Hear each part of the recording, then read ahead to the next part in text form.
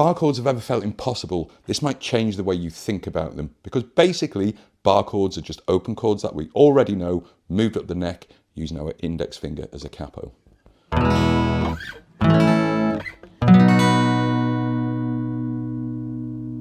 We'll keep it simple today, just 3 chords using an E major shape and our index finger as a movable capo. I'm thinking something like Wild Thing. It's quite groovy. It's the foundation of loads of songs like Wild Thing, but don't worry, we're not learning the whole song here. This is about our left hand and learning bar chords. We're also not going to be focusing on the full strumming pattern early on. What we're looking to do is get our left hand playing bar chords and changing bar chords smoothly and efficiently. The strumming pattern can come later. If you've followed any of my subdivisions lessons before, then you'll understand that this method is the fastest way of learning just about anything. So let's connect the shapes. I'm going to play an E major. Now if I slide this 5 places, 1, 2, 3, 4, 5.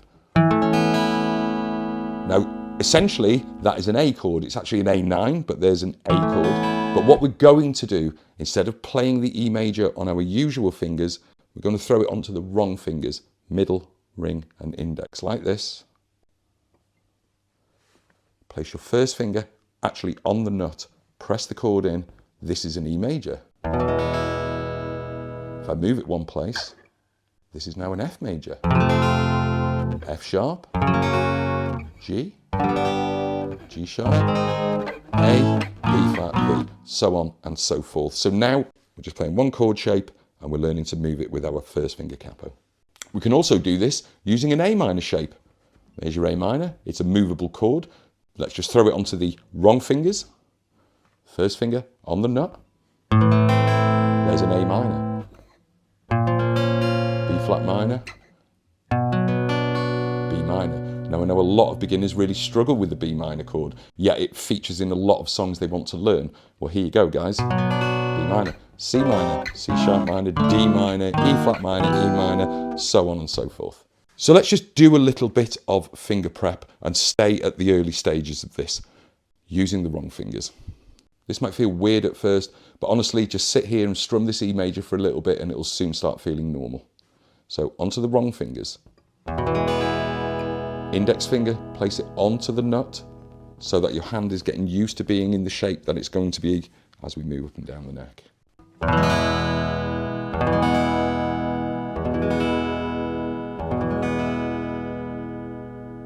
Now what we're going to do is move this entire shape up to the 5th fret. That's the index finger at the 5th fret, giving us an A major.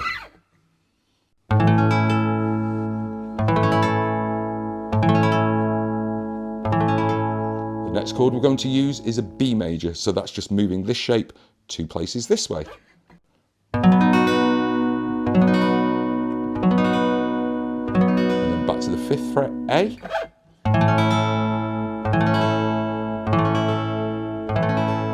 To the open position E, putting our first finger on the nut. Up to the A, up to the B, back down to the A.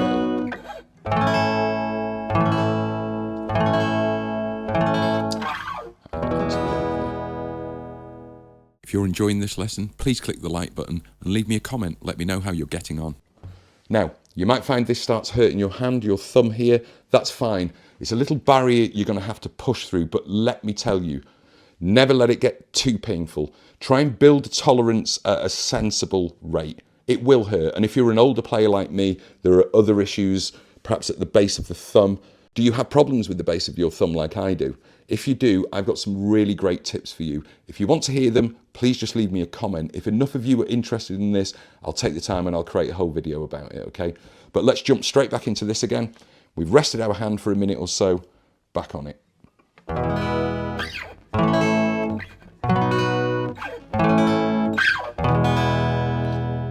Like I said earlier, this is not about learning an entire song, though we will learn some of Wild Thing just to put this technique into context. But really, what we're looking to do is some simple strums with the right hand as the left hand gains its sort of independence and it learns its job. Once we have that, then we'll work on this hand, okay? So we'll just do 4 strums on each. Move it to 5, up to fret 7, back to 5, back to the open position. Okay, so you could rewind that, join in with me, or you can just pause the video. Once that's feeling more comfortable under your fingers, we'll learn a little bit of Wild Thing, okay? So pause this video now. When you're ready, hit play, and we'll jump straight into the song. Right, so Wild Thing.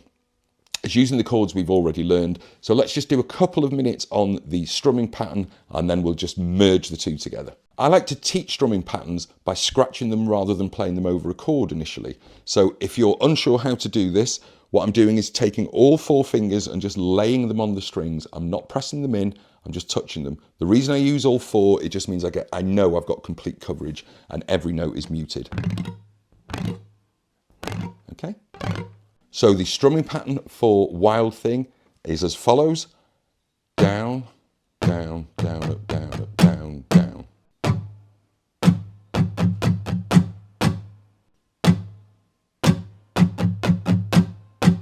So that's down, down, down, up, down, up, down, down, down, down, down, up, down, up, down, down, down, and just that on repeat. Okay?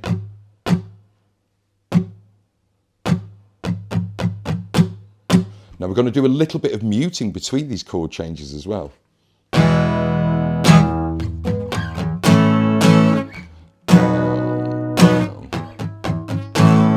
So what I'm doing there, as you can see, as I'm moving the chord from the B to the A, I'm just taking the pressure off. I'm still touching the strings, I'm still holding my shape.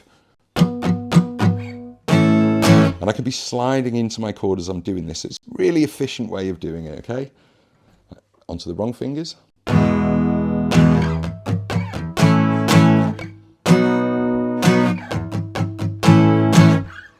So let's have a slow run through first. Down, down. Now, the down, up, we're going to be moving into our A chord. So just let the fingers touch the strings, but don't press in. So look, down, down, down, up. And I'm still sliding as I'm doing the down, up. And I'm just landing at fret 5, ready for the next down, down, okay?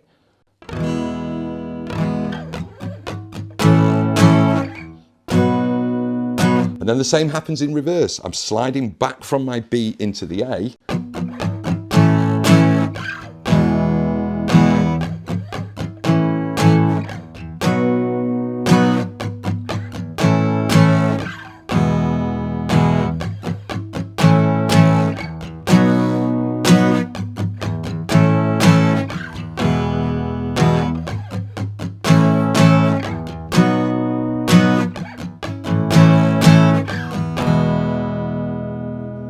How's it going, guys? Are your hands hurting? Take a break, don't forget. Just try and do this for 2 or 3 minutes if you can manage it, if your hand isn't hurting, you know.